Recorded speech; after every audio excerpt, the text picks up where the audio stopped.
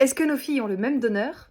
Je vous réponds. Quand on a eu notre première fille Charlie, on est passé donc par une PMA, procréation médicalement assistée, en Espagne, puisqu'à ce moment-là, c'était encore interdit en France. J'ai déjà fait une vidéo sur le sujet du donneur anonyme ou non anonyme, je vous invite à la regarder dans mon feed. Mais donc pour notre fille, nous avons eu un donneur anonyme. Et quand on s'est posé la question d'avoir un deuxième enfant après Charlie, en fait on s'est dit, qu'est-ce qu'on fait? Est-ce qu'on demande au même donneur? Sachant que ce n'est pas nous qui choisissons le donneur, mais la clinique en Espagne qui a fait ce choix. Pour ma femme Aurore, c'était important. Elle me disait, mais si, regarde, t'as vu Charlie, elle est en bonne santé, elle est plutôt mignonne, elle est gentille.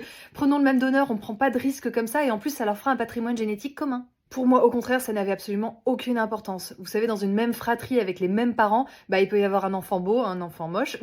Il peut y avoir un enfant en bonne santé comme un enfant porteur d'un handicap ou en mauvaise santé. Et puis le fait qu'elles aient un patrimoine génétique commun, je sais pas, ça m'était égal. Bref, on a quand même demandé à la clinique s'il était possible d'avoir le même donneur, puisque c'était quand même un souhait d'Aurore, et en fait il restait du stock de paillettes pour faire 2 essais. Donc on est parti sur le même donneur, or notre petite fille Billy n'est née qu'au 5e essai de PMA. Donc dès le 2e échec, on a dû se tourner vers un nouveau donneur. Alors elles ne se ressemblent pas du tout, nos filles, elles n'ont que 50% de leur gène commun, c'est moi, mais elles s'aiment comme n'importe quelle sœur, elles s'adorent, elles sont en bonne santé, elles sont adorables. Je me dis que les choses étaient faites pour qu'elles se passent comme ça, et puis qu'encore une fois, les liens du sang ne définissent pas une famille. Je m'appelle Marie-Clémence et je vous partage des vidéos sur l'inclusion des personnes LGBTQIA+. On parle d'amour, de parentalité. Abonne-toi!